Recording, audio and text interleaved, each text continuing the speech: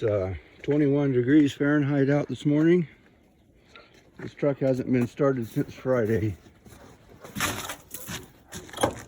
Sunday morning.